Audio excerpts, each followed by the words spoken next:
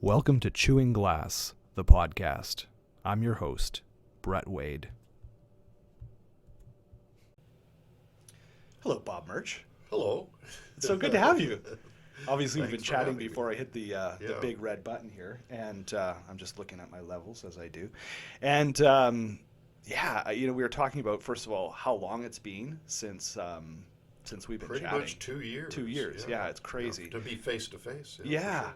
yeah. Well, even like socially. I mean, Socially, we're yeah. like Facebook friends, Yeah, and I yeah. follow all your stuff, which I can't wait to get into with all your My posts. Facebook is very business oriented, though. I tend to post very little personal family. I know. Yeah, I don't.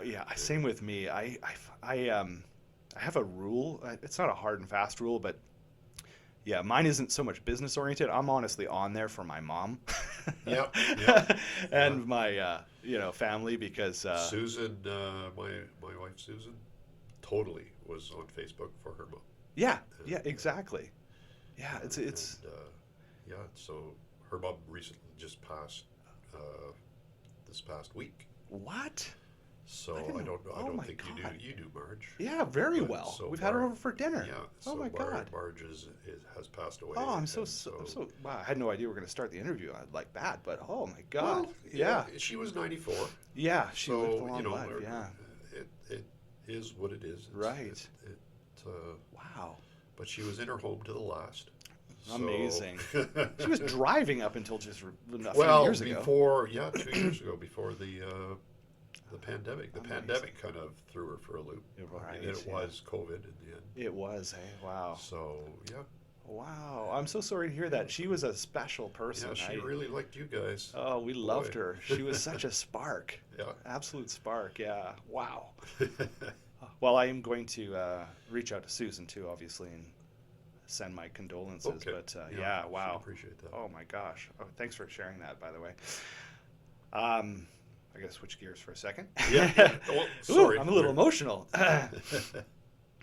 Okay. So we were talking about how it's been a while and COVID, and it's just been crazy times. But I'm so glad to have you here. As people who listen to this podcast know, I like to interview people who I think have had some challenges or continue to have challenges with this strong emotional feelings like I'm having right now. And sometimes, I found in my past that I've dealt with them in positive ways, stress, Yeah. that is, and sometimes probably less positive ways. But I always have felt like there's this feeling that I had just when I was starting to get that stressful feeling, and I described it as chewing glass. And of course, as I was saying to you before we hit the record button, that it's not actually, of course, that I wanted to chew glass, but I needed a tremendous change in my state. Yeah. So this resonates with you, this feeling of chewing glass?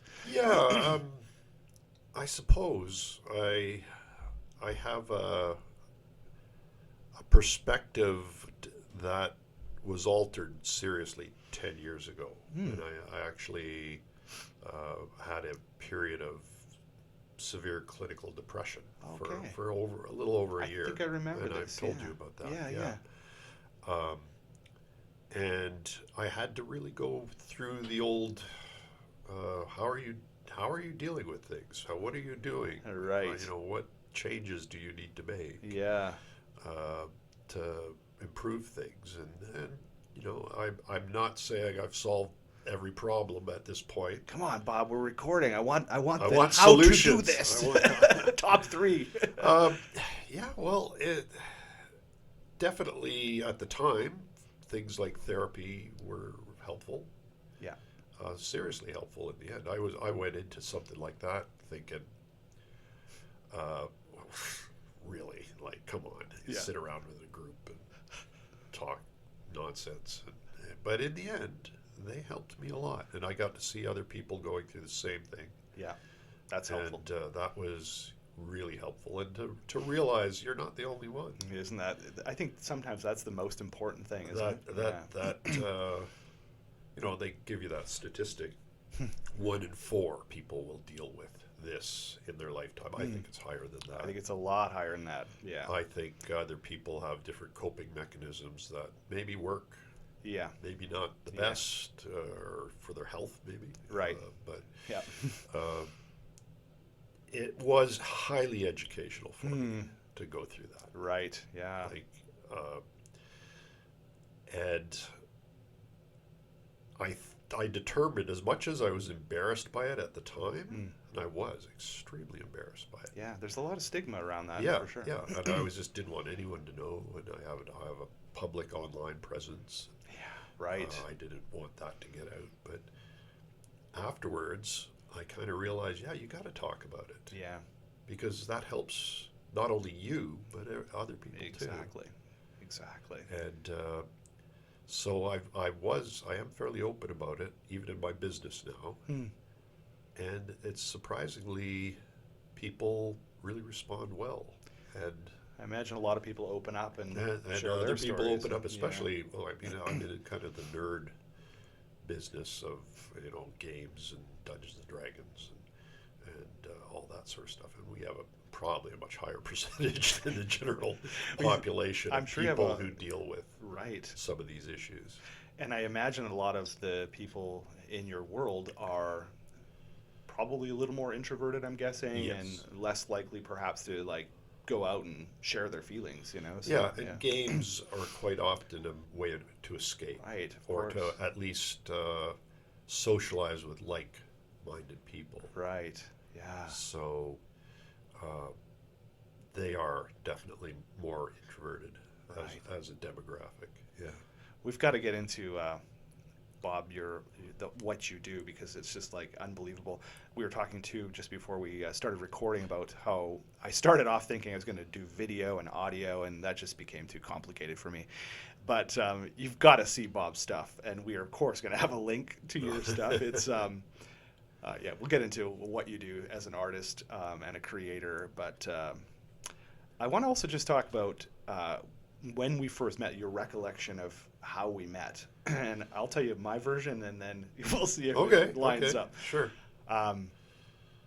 It's a while ago, but I think I'm going to say 10-ish years ago, through Siri. I think Siri knew you folks, you and Susan, before obviously I did. And We've known Siri for probably since we've been in Kelowna for 16 years. Right, yeah. So, yeah. And that was through Susan's work in the chemistry department. Yes. Right? Yeah, that's Yes. what it was. Okay. And then I met you folks, again, I think it was around 10 years ago. And I think it was just at a house party or something like that. Probably, Yeah, yeah. something like that. Yeah. That sounds about right, doesn't it? More or less. Yeah, okay. Yeah. And then we've been having, get-togethers with friends, and I've sort of met friends of your friends, and anyway, we've had you over for dinner, and we've been over to your house for dinner, and I've just always said to Siri, every time we've left your house, I always feel happy. I feel like I do. I feel like not only did we have some great meals, but just the conversation. It's good. It fascinates me.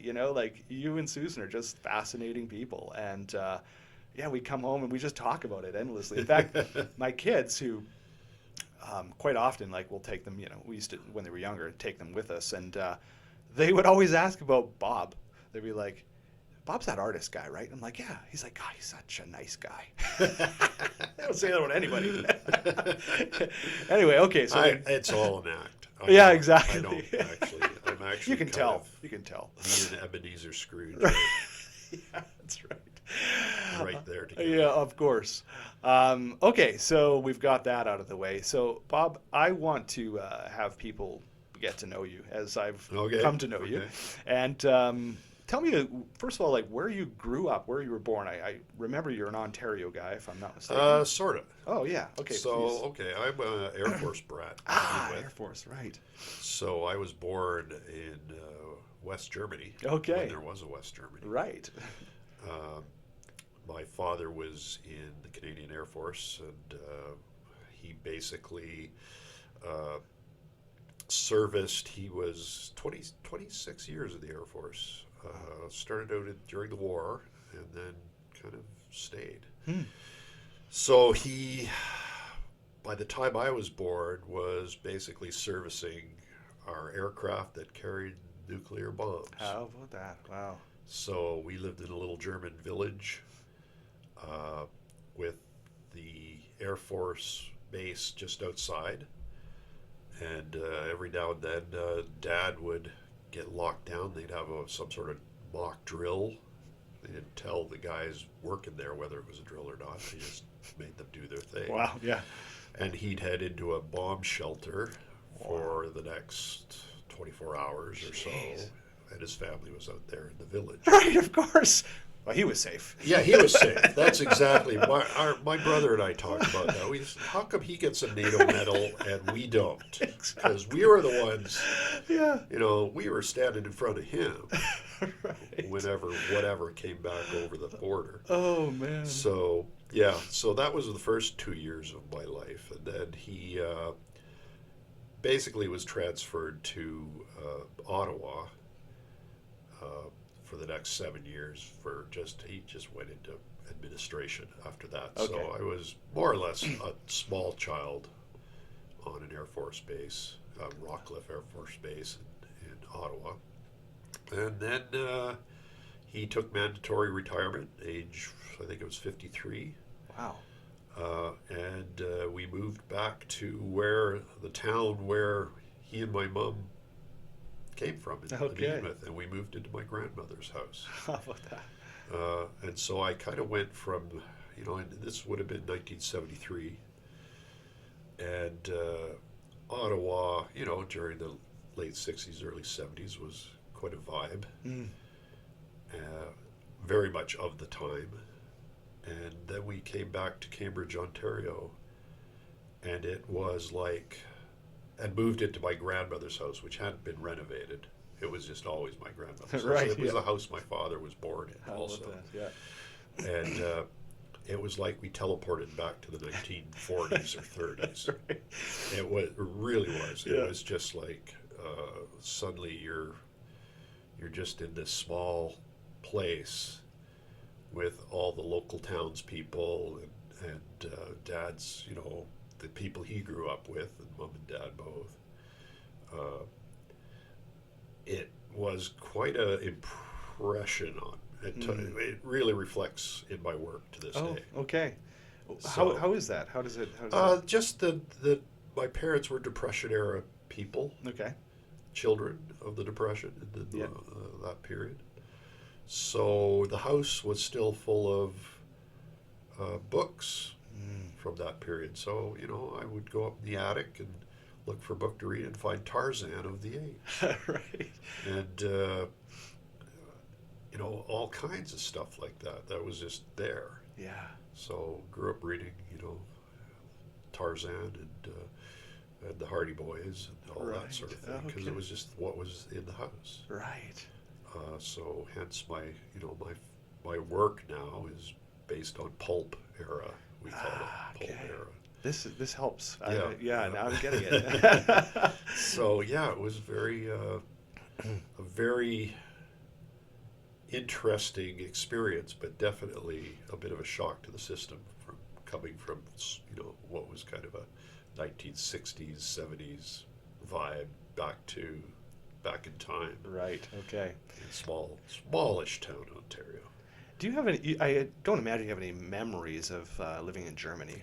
No, not really. Not two really. when you left? I was 2 when we left. Right. Yeah. Okay. But my brother and I, not too long ago. Sorry, this is an older brother. I can't remember. Yeah, Older, he's about 13 years older. Okay. But we did a bike tour of Germany. When was that? Again, it's coming up on 10 years ago. Really? So. But we went to the village that we lived in, and we went to the house. He took me to show me where I was a baby. Right. And we're standing out in front of this little house in a farming village, and a woman comes out and wants to know what we're doing staring at her house. Right. Turns out she was the daughter of our landlord. How about that? So Bill, Wow. my brother, had actually had a bit of a crush on her when he was a teenager. No kidding. And so we got to meet, Oh, wow. her again, and we all stood kind of, I think I was in tears, How about because that? she actually had probably saved my life at one point when I got away from the family as a little Yeah, toddled off. goober Yeah. in rubber boots. Yeah. I'd wandered out into what they call a mist heap, which is basically a sewage pond Oh, lovely. that they use for both human and animal waste, or Okay. did at the time. Mm. And it was, I got stuck in the middle of it in my little rubber boots. Oh my God. And if I'd have fallen over, Yeah. that would have been it. Right. But Karen Dusinger saw me, a teenage girl, and she was in her nice shoes and a nice dress, and she apparently waded out into the mist heap and plucked up little Bobby and brought him to shore. Oh my God. So I got to meet her for real Right. at that time, and I Thank was her. thank her. Yeah. How about that? Yeah, so that was pretty neat. And Do you then stay in touch with her? Not really, no. Yeah, okay, no. yeah. But my mom used to stay in touch with her family Wow. back, all the way after we were back in Canada. So, Wow. they were, Frau Dusinger was kind of my grandmother figure. Okay, yeah. She would look at me and point her finger and wave it back and forth and go, Basa boo, Basa boo. What does this mean? Means bad boy. Bad boy. Oh, that's great. So, yeah. Wow, that's really cool. Imagine that. Yeah, yeah. Wow. So, anyhow. All the way I back don't- to Germany, and you I don't go know. back and see the person who was Yeah, the just, daughter of the landlord. she just walked out of a doorway, How and about that? there she was. Amazing. That's really cool. So, still living in the house she was born in. No kidding. I assume she's still there. I would assume so. That was yeah. just 10 years ago. So. Yeah. So Ottawa to Cambridge. And then Cambridge for basically till, all growing up, high school, college. I went to Sheridan College Okay, for yeah. the illustration program. Is that in Cambridge or where No, is that? that's in basically the outskirts of Toronto, Brampton Okay. and Oakville. Oh, okay. Yeah.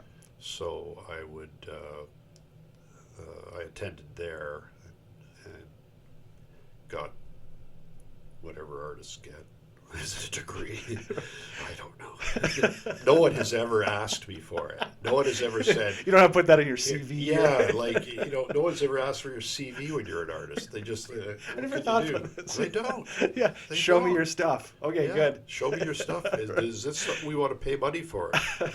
So were you, and forgive me because I don't know Ontario that well, but did you live in Cambridge and commute to school? I did for the last 2 years I was in college. Yeah, Okay. I lived there for the first while, Yeah. and then got a car. So it Right. it was a 45-minute drive. Oh, okay, not so too it wasn't bad. bad. Yeah, yeah. It wasn't bad. I didn't have to go right down into Toronto. Which So was for the good. first 2 years, you're living on residence, or? No, I had a place in. It was in an old barn in downtown Brampton. No kidding. Yeah, the landlady they'd renovated what was a barn. and Okay. put, rooms in it. It was basically a rooming house. How about I was that? in there with, guys who'd been divorced Yeah. and Some interesting characters. yes, it was full of interesting Yeah. characters, Oh, wow. new immigrants, guys Oh, who wow. were kind of just tossed out of their wife's home. Yeah. Stuff like that. So I Did it loved have plumbing? actually. Yeah, barely, Okay. barely. Shared bathroom. Okay. You know, So you don't But- have. That's a pretty unique university college experience. I mean, you think. well, the drug dealers' dogs that would bark at you as you left, because it was down an alleyway, so you had to Okay. walk out carrying your portfolio down the alleyway, and the two Dobermans would roar at you from across the fence. Oh Yeah, man. it was exciting. Yeah, right. It Okay. was, I don't yeah. imagine too many of your classmates had that sort of living Yeah, situation. I'd go to house parties and think, this is so Look nice. at this. It's got It's insulation. it's heated. Heat it, right? Like, what the heck? Like, Bob's staying a little too long at the house party. It's like, oh, it's warm. Can I stay? I'll just Party's curl up over. on your couch. Right. Yeah, there was, but I loved it. Like, it was kind of quiet, Mm. partly. So, So why did you go back home? uh, The last 2 years you went back home, right? yeah, I just went back. I don't know. I think Had I was enough of barn homesick, life? to be honest. Yeah, I had right. enough of barn life. Yeah. Yeah. And it was just more comfortable. Yeah. So, I've said this to, I think I said this once on my podcast, and one of the first ones, but um, my experience in university was honestly profound loneliness. yeah. And most of my bad habits started to deal with feelings of profound loneliness, okay. because I am severely introverted. Yeah. And in order to sort of like help myself through introversion, I had to like kind of force myself to get out. But most of my time I just was in my dorm room and just hanging out and just really lonely. Oh, really? Yeah, and I had to figure out skills like how to deal with that because what I was practicing wasn't going well. I would sit in my dorm room and drink beer by myself and bad. Yeah. And fortunately, I've said this many times to several people, but I had a great roommate who witnessed this. He was older than me, Yeah. and he knocked at my door. He's like, "What is going on?" I'm like, "Hey, nothing, just having a few beers." He's like, "Yeah, you don't do that alone." I'm Yeah. like, "Oh." And that was it. Like he Yeah. really helped me. But anyway, that Yeah. that loneliness was tough. I actually kind of thrived in a bit of the isolation, though I did. Because we were a very tight community at school with the friends you Right. developed, because they basically, it wasn't like university where you all had different classes and different people. Right. You actually were a class that then took all your courses together. So you're with each other for years. So yeah, I dropped out for a while, mind you, to go work. Oh. I never quite reintegrated with the next cadre that was Right. coming through. Okay. But the guys I had when I was first year, it was a really good support system. Oh, okay, great. If someone was having a problem, I remember one of the girls was having a problem with her landlord, and she had to kind of go get her stuff and move out, but she was afraid to. Yeah. We all just went with her Oh, to wow. make sure, she got her stuff and she wasn't in any trouble Yeah. when How great. moving out. So that was good. I mean, Sheridan was a good program in those days. I assume it's still And what a good program. I don't know a lot about art college, but do you? I imagine you there's like visual arts and Yeah. like different kinds, right? The Sheridan program is, if it's still like it was then, it's probably broken up. There's probably much more digital Right, of now, course, yeah. But it was an illustration program, a graphic arts program, and an animation program. Okay. So large numbers of the animators, your kids probably grew up watching stuff made by graduates of the Sheridan Animation How about program. that? Yeah. Many of my friends, the people I went through, ended up working in animation as well, doing background illustration and Okay. whatnot. Bob, I just wanted to ask you, just sort of cut you off, but I just wanted to, where did this, you going to art school, I didn't ask this, but where did this come from? This, when you were reading Tarzan books, when did the pen and pencil come out? And, when did that happen? No, I'm a sculptor. Okay. That's really what I am, Yeah. more than an illustrator. Okay. Makes sense. I make toy soldiers, toy miniatures for Dungeons and Dragons. That's my vibe. That's the thing Okay. I've always done as an adult. When I was in kindergarten, I was playing with plasticine and making things Okay. out of it. as opposed to, the other kids would roll out a snake. Yeah, this is always And the I would same. like make an elf. Right. Oh my you god. know, with the different colored plasticines for his shirt and Oh pants wow. and stuff. So Okay. yeah, I was doing that. I think I was just born to do it. Does anybody else in your family do this? I have cousins who are, one cousin in particular who was a professional illustrator artist, still is, Okay. of course.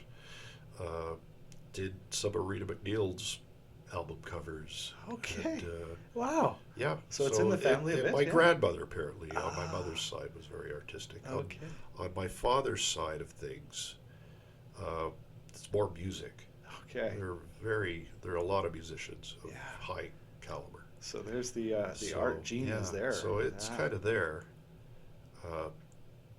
No one quite does what I'm doing, the nerd thing. Nerd thing.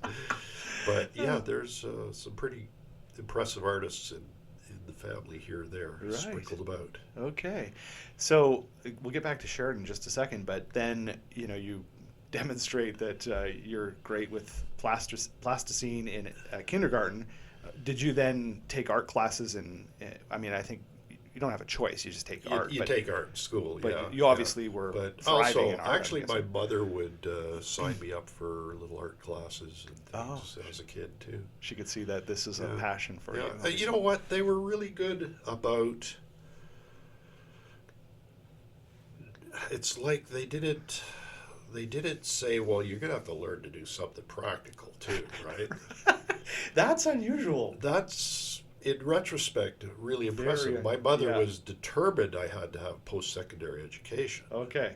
So when I dropped out for a few years, she wasn't happy about that. Yeah. But there was never a discussion about, well, yeah, art, no, you should be taking engineering. Yeah. Art's a hobby. You should. Yeah, You're not no, going to make a they living. were fine. Yeah. They Wow. always seemed to trust that I'd seemed to make my way as an artist. Hmm. And in retrospect, I kind of go, wow, are they nuts? Like, Who makes a living? no one makes a living doing this stuff. What does your brother do?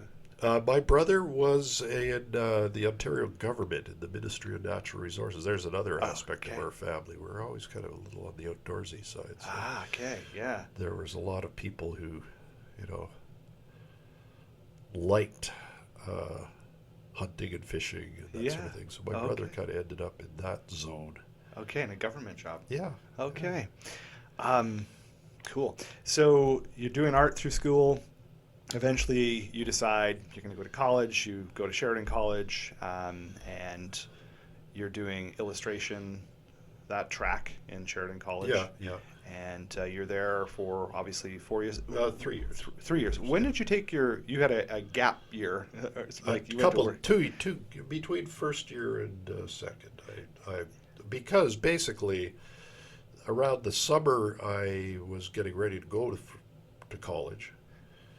I also started working for a miniatures company. Oh, okay. So I was already doing kind of what I wanted to do, What you do now?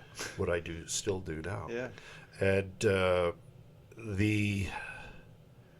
it was a bit of a fight, within myself to kind of like, yeah, I should get that degree, but also I've already got the job. Right. Yeah. So And like you say, it wasn't like anybody was going to say, "Show me your yeah, diploma." here, show me your diploma. No.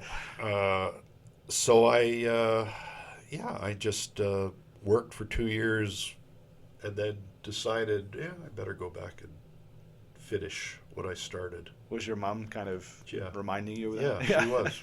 About every month and a half, she would remind Good mom. me. Good mom. Yeah. I think it's So- important to. Well, I personally think it's important just to finish something, that you Yeah, started. yeah. Like even if it doesn't really mean anything, I think it starts to build habits and character. you know? It was. It's hard to define. I mean, there are times I look back and I think, they spent a lot of time teaching us reprographics is what it was called. It used to be what you had to do to to make your artwork or your book design or whatever printable. Okay. You know, you had to do paste up, you had to do, Oh, okay. you had to set it all up so that cameras could photograph it, Got it. and all that stuff. It wasn't 3 years I was out of college before that got washed away by technology. You can probably see this coming. Right? You can see it coming. Yeah. I mean, it just, we used to, you know, if you did black and white line art, you used what was called a stat machine to make it something that could be photographed and put in your newspaper or magazine or whatever. Because and it was a giant machine, you know, as big as that. Okay. That you would put your art, you know, big. I'm pointing at a Treadmill. exercise, a treadmill, Yeah. a big monstrous camera machine, and you'd stick your little drawing in it, and it would photograph it either as a half-tone or as pure black and white line art. Okay. And you had to do all this complicated stuff to kind of get it ready to be printable. Right. I mean, those stat machines. I remember in Cambridge Times, my friend at the Cambridge Times was like, "Do you want to buy the stat machine? We don't need it anymore." Was it tempting? Almost. Yeah. Almost. Where would you put that? Well, we had an art department at I see. Okay, Ratham yeah. where I worked, and so we, you know, thought, yeah, maybe, but then that wasn't necessary. So that's where you were working, Ratham. Ratham, That was yes, where yeah. you had your gap year or two was Yeah, there. yeah. I see. Okay, because I now I kind of remember that connection when we had a conversation. We'll come back to that. Well, there's a connection, personal, Exactly. that's a little complicated. Yeah, that's right. But- Yeah, that's with David. Yeah. Yeah, exactly. So, yeah, Oh. David was an employee of And Ratham you guys for a weren't there at short the same time. time, though, were you? You I know can't what? We remember. probably passed Funny. a few times. Yeah. So the first time we ever went over to, you know, by then David's a professor at UBC, Yeah. Right. UBC Okanagan, and when we first arrived, David and Siri had us over Yeah. for dinner to get to know. And, Yeah. and the word Ratham came up a couple times, and eventually Siri went, "Did they say Ratham?" Funny. And suddenly we were like, "Oh, wait a minute, you're that David Jack." Oh, that is hilarious. And David was one of the Ratham owners' roommates for a Oh, while. my God. When they lived in a big castle in Paris, Ontario, called Penmarvian. Crazy. Yeah, everybody we knew was eccentric in some form or another. Right. Hippies living in a big castle. Yeah. Oh Yeah. my God. That's awesome. So, yeah, Okay. I mean, and as a result, you know, we knew the same people. Very cool. So, Yeah. of all, what were the chances? Right. Exactly. So you eventually finished your diploma, and did you stay with Ratham? While Yeah, I you did Yeah. for Okay. roughly a decade. Oh, you were there a while. Yeah, Okay. yeah. All right. But I slowly started, of course, you know, you're at that age, you're building a house. We bought a small house, and we were starting a family and all that kind of stuff.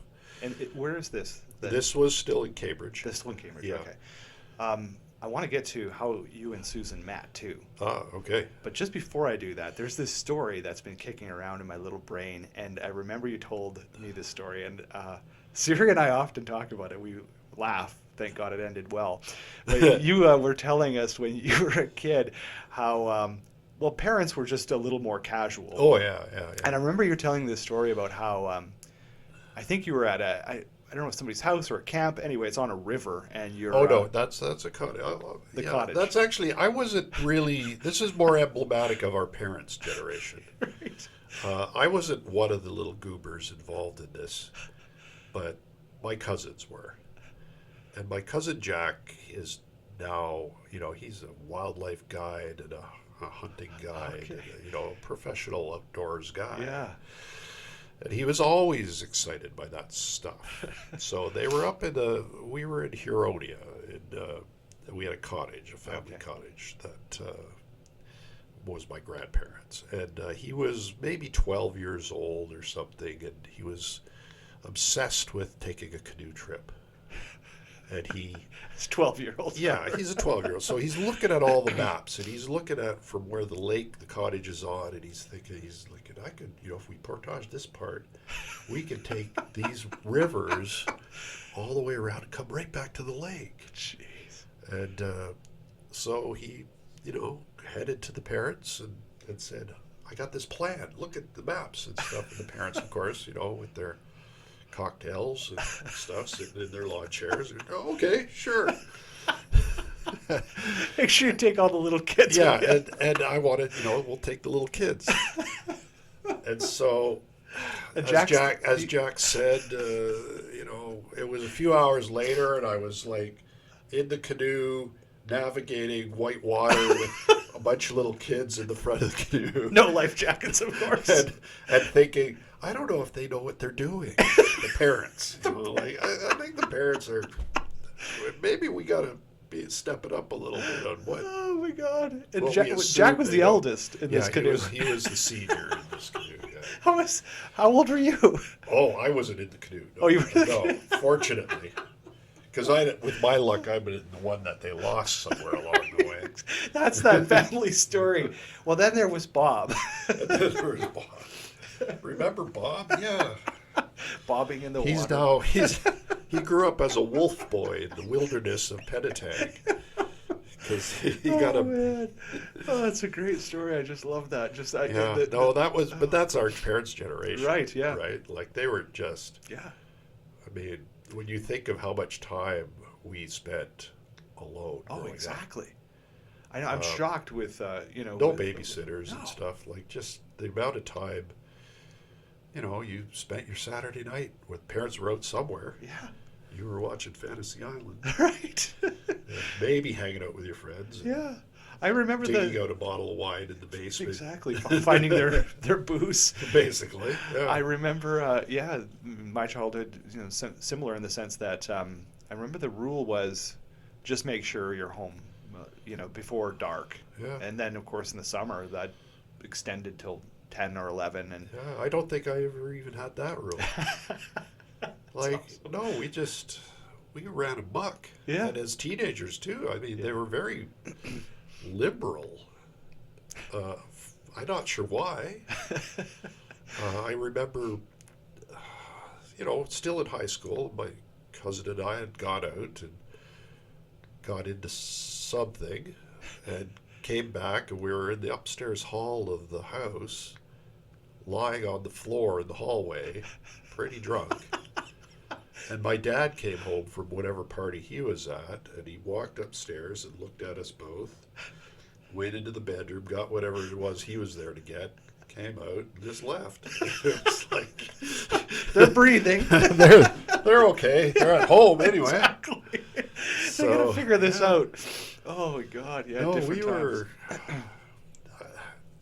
It's as a parent myself, I was more worried about what could happen out there because I maybe knew. Yeah, right. I'd seen it. Yeah, exactly. What could happen. That's what happens. It's like every generation just got a little more cautious, a Yeah, little more aware, yeah. a little more careful. Well, their generation was like their parents were like, "Oh, he's just going to lose his hand in the mill anyway." Exactly. Yeah. Why would we worry? Well, we had 13 kids. We're down to 10. Still a pretty good number. Okay, yeah, before I forget, I want to ask you about Susan. So, your wife, when did you guys meet? In high school. In high school, okay. Yeah. So you're going to... But we did not date in high school. Okay. She dated my friend. Oh, okay. Gotcha. Yeah. And did you have a crush on her when she was dating your friend? I'm going to say yes, because Susan would want to hear that, but we were just friends. Okay, gotcha. Yeah, so you had a group of people. We had that a all group hung of out. people. Yeah, We had a gotcha. group of people that all hung out. So And various people dated various people at various times. That happens. Yeah. And it wasn't till really after college that we started getting together. So you kind of reconnected. So We Susan, reconnected, Susan yeah. stayed in Cambridge area, obviously, while you No, were... well, she was off to Carleton for a year. Oh, it was Carleton, yeah. And then eventually came back and finished at the University of Guelph. Okay. Where she was for a long time. Right, Like, okay. So while you're at Rapham, she's at Guelph. Yeah, she was still actually She did. She was a lab tech for a long time. Well, when we were first together, we bought we bought a cottage on a lake. That was your first home. That was our first home. How It was about that? 700 square feet. Cozy. It was very cozy. Yeah. Good memories, but yeah, it was. Wood heating. Yes. Yeah. Yeah, we had a wood stove, Yeah. and I spent 4 years cutting as much wood as I possibly could, Right. and, and dust. Oh man, Yeah. I don't. I wouldn't have a wood stove again. Right. They're so dirty. They're I know. very dirty. But yeah, she was at Guelph still Yeah. for quite a while, and then we moved into town when we decided to start a family. Yeah.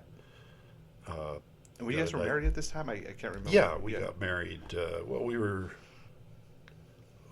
living in sin the first year or so, and then eventually got married. Gotcha. Again, my parents were just like, whatever. Parents were very liberal. They were, yeah. It was odd Yeah. in retrospect Yeah. how much they let me get away with. Especially Maybe with they just knew I couldn't, we could say something, but it's not going to change what he's doing. Especially with a military dad, you kind of think yeah. a little No, more strict. he was not strict. Huh. He was a guy that everybody liked. Hmm. He was kind of a, just the friendly, likable dude. It's nice to see that the military didn't, change. Well, him. it was Air Force. I mean, Oh, technically, the other military branches probably go, yeah, well, it's that's just Air Force. Air Force, not quite military. Right, got it. Got it. Okay. Yeah. So So you guys had the cottage. You were married, and you moved. You said you moved into town. What is? into Preston, Preston, Ontario, okay. Yeah, Cambridge, Ontario. It's one of the towns that made up Cambridge. I see. Okay. Yeah. I've got to get better at my geography of Ontario. It's No, really- you don't. I'm in BC now, 16 years, Yeah. and I don't know. Where's Castlegar? I don't know. I can tell you that. Castle. I couldn't tell you. I don't know where I am still, and I Okay, probably fair never enough. will. Yeah. Well, I did one drive across Canada, and long story, but anyway, yeah, it did help me understand. Oh, it's really big, Ontario. Yeah. You see it on a map, and you're like, well, Oh, it seems wow. big, but it's Well, like, it's that upper part. That yeah, once you going get over Lake Superior. Oh, well, man. and before Lake Superior, that part between Manitoba and at least once you get to Lake Superior, there's I was coming. terrain Sorry, I was that- coming east to west, but anyway, yeah. But I mean, Yeah. holy cow, that's the longest, It most is a long monotonous stretch. drive. You've done it a few times, I'm guessing, few right? times, Yeah. You've had the experience, and I've talked to some other people about this, but when you leave, see, I'm going to screw this up. What's the name of this town? Just on the edge of Ontario, beautiful little town. Just before you come into Manitoba, it's, lakes around it. Yeah. Oh man, come on, Brett. It'll come to me. Anyway, you know the town I'm talking about. Dryden, maybe? No. Oh, shoot. Anyway, it'll Anyway. come to me. See, I'm really bad with Ontario. Anyway, so you leave that town, and then you quickly cross the border into Manitoba.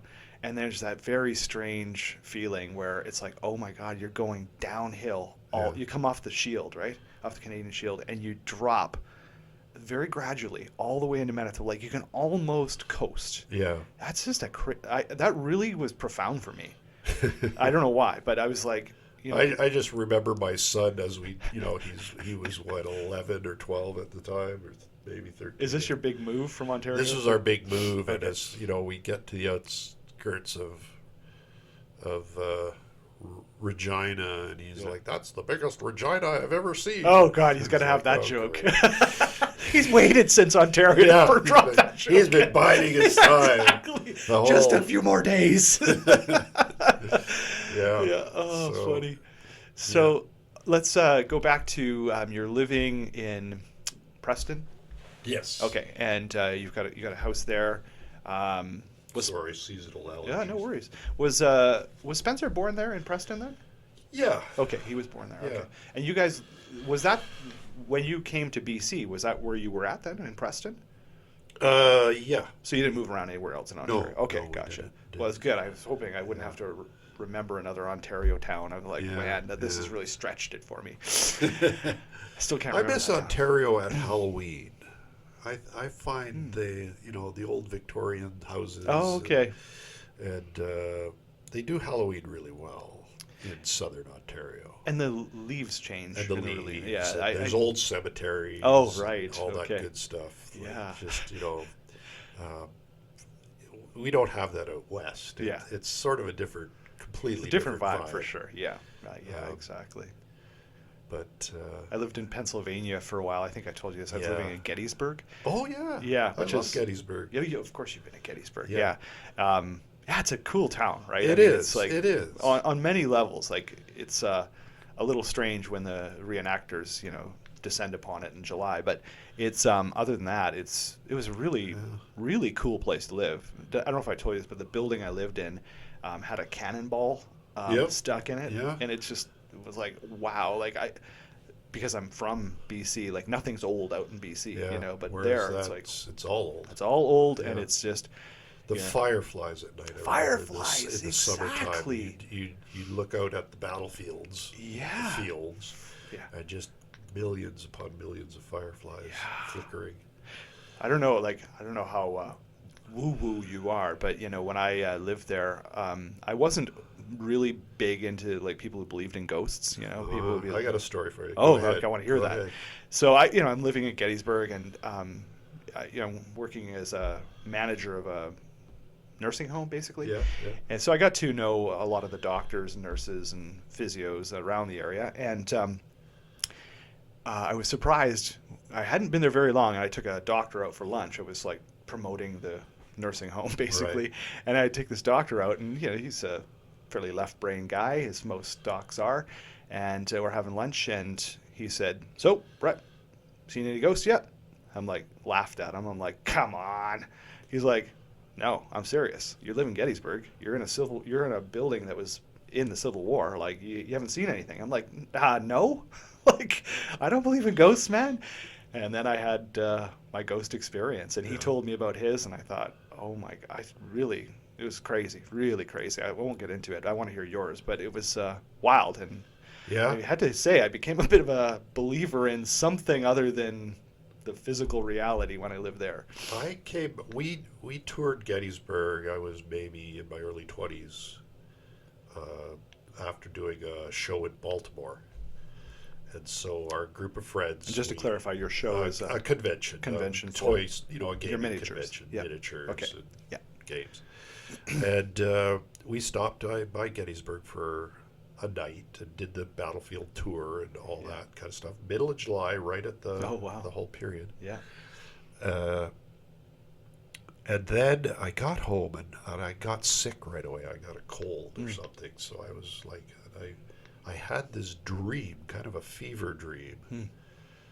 One of the first nights I was home, where I was back in Gettysburg. It was during the battle, and I was a wounded Union soldier in the town, and the Confederates were advancing through the town, coming through the town, and they couldn't take me with them because I was wounded. So they found a woman in a house and said, "Can you take care of him?" And they carried me up, and she didn't want to get caught with me. All right. So they put me in the attic in an old bed, probably in my imagination is probably filling in a lot, but figure an old brass bed in an attic in an old house. And I remember lying in the bed, being hurt and really hot because it's an attic in Of July. course. Exactly. In an era with no semblance of air conditioning. Right. And I remember just listening to what was going on outside, the shooting and whatnot. And I think I kind of remember in the dream dying up there. Wow. And that was extremely vivid. Yeah. Even as you tell that, I feel like you I've listen seen to it. that story, and it doesn't sound like it doesn't sound like a heroic, wow. But that's how most of them, That's there were what those it- stories. that's Most of what- them were like that. So that was my Gettysburg. Wow. I don't know if it's a ghost story or what, but Probably, but, it's like, I think dreams can depending on what you believe, but I think that they can often be that, Yeah, it's like yeah. whether you were that in a past life Or I was picking up on someone else's right, who knows? experience Yeah. that was Crazy. there. Yeah. I just remember it was a big old white house kind of on the corner in the downtown. And, Wow. you know, Amazing. Yeah. With that much detail, that's really cool. yeah. In fact, when I lived there, there was this pub that I used to go to called Getty's Brew, and the owner was an interesting guy. Susan would have loved to have met this guy. He was he had a PhD in oh shoot, I think it was it microbiology, something like that. Anyway, he had a bunch of patents for cancer cures, if you will, Right. and they were based on bee venom. Oh, yeah. Yeah, anyway, super interesting guy. So, again, Susan would have loved to meet this guy, but he decided, he was retired, also was in the military. He was an Army Ranger, so, Oh, wow. one of those guys. Army Ranger and, cancer patents, and decided to open a brewery. Because one does. Why you do that? Yeah. And so, yeah, it was, but what my point of the story was that the Getty's Brew was in a old barn, massive old barn, and it was a converted Confederate field hospital. Yeah. So it was pretty cool to be just even Yeah. in the place, but having some beers in there and like listening No, to people talk about ghost stories. I definitely believe.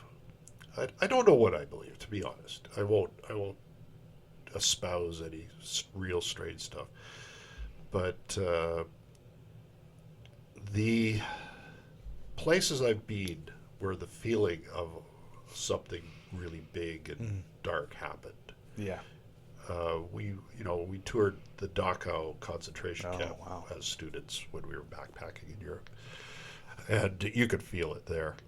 Man, you could feel it. Wow. You could just feel the death. Yeah. Wow. And it was a bright sunny day, and no reason to Right. other than in the buildings and whatnot, but it was a presence that Yeah. just hovered over it.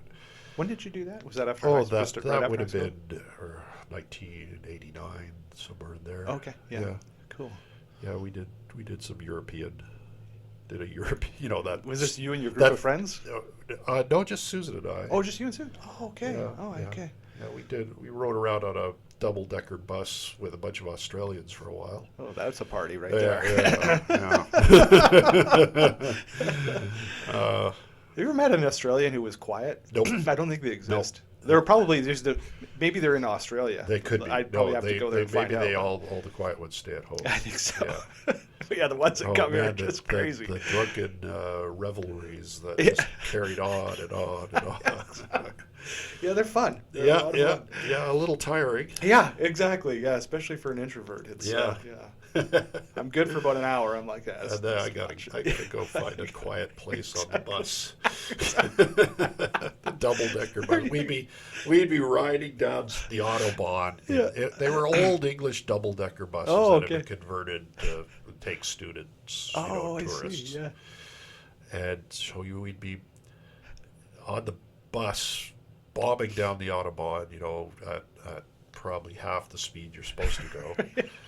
And we'd be, cooking. There'd be like spaghetti on the stove, Jeez. cooking, and stuff going on. Yeah. And these BMWs would come ripping up, pause beside us. And the Fraulein in the passenger seat would kind of look up at us. What's going on? At our boiling spaghetti pot, and then they just bomb away. Right, exactly. So course it was a very interesting time. Right. I wouldn't do it ever again. Oh, yeah, no, that's was- something you do when you're Now when we go to little Europe, younger. we stay in nice hotels. Exactly, And, that's right. we're not always cold and smelly. And, Yeah, exactly. Oh. Yeah, it's funny. Yeah, you don't want to go back. It's even Sarah and I were talking about backpacking recently, and in fact, we're going to Vancouver in a couple days. Anyway, Oh, we yeah. haven't been to Vancouver. You going to since the Sylvia? It's funny. We looked at that. The Sylvia's got expensive. Has now. it? Oh my God! Oh. Yes, they renovated and they just cranked the prices. So we're actually staying at UBC, which I quite like staying over there anyway. Yeah. But anyway, we were talking about just like things you just can't go back to, And I used to, when I was living in Colorado, I really got into backpacking because that's what you do in Colorado, right? So Yeah. I always think when in Rome. So I'm in Colorado. I grew my hair long and had earrings and any chance I tried to shower as least as I possibly could. And I like that as a challenge to yeah, oneself. exactly. That's right. How dirty. We and had a stinky. friend who used to do that. He'd be like so proud. I haven't showered in 2 weeks. Oh yeah, great but job. I've washed off in your pool. Thanks a Thanks. lot. So yeah, I got into backpacking anyway, and I remember some of my backpacking friends. It was like not only did we try not to shower, but it was this challenge to see how light you could make your pack, right? Yeah. So like you try to bring as little as possible.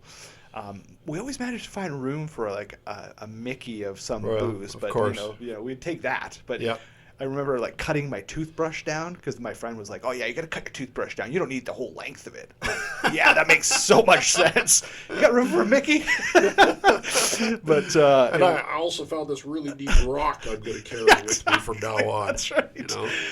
But anyway, of course, the sleeping, we had these like micro tents and Yeah. and then the sleeping pad, if you could call it that, was just yeah. like much thinner than this pad that I've got on my table here. But it was like I've got one of those. yeah, quarter-inch awful. thick kind of thing, and then I never had a pillow. You just use your clothes, right? Yep. Anyway, I just remember somehow getting used to that. It was crazy. Like, but now even if I think about it, I'm like, oh my God, Your back just starts to go out. I exactly. I'm sure you can relate to this, but yeah, it's I've like slept on. Well, I've tried let's gather pine boughs and sleep on those. right, yeah, exactly. Like, yeah, then you got sticks in your back. Exactly. You don't want to go back to that.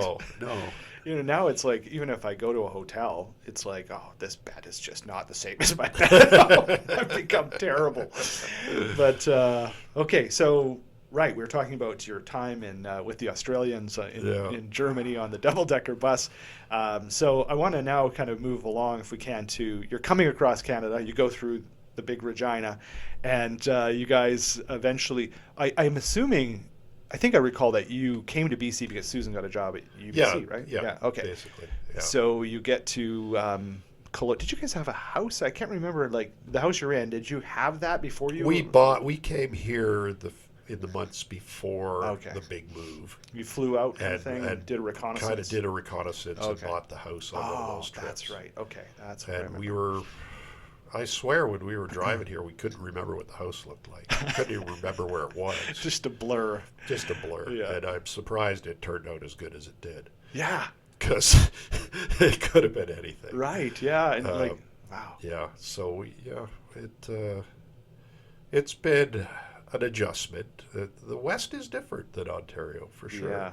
Even the few times I travel to Ontario Yeah. and people that I meet from Ontario, I'm like, oh, you're different, Yeah, not yeah. you, but like, Oh, I'm different. You're assimilated now, Yeah. but it is, yeah, there's a way, I in always which wear my hiking boots now. Yeah, there you 'cause go. You're BC. You live A BC. hike might break out at any time. right, exactly. Yeah, you don't have, what does the Ontario look at? Sensible brown leather shoes, Yeah. khaki pants, button-up shirt, and there's a conservatism that is. To a degree. Yeah. Of course, this is by very limited Yeah, that's sample very- set. I've been to Ontario 5 times. The gaming friends were. Oh yeah. Okay. Well, not there you quite go. the That's same, probably but not. Yeah. But okay, so you get to Kelowna, and what year did you guys get here? How long have you been here for? 2005 maybe. Okay. Yeah. I think.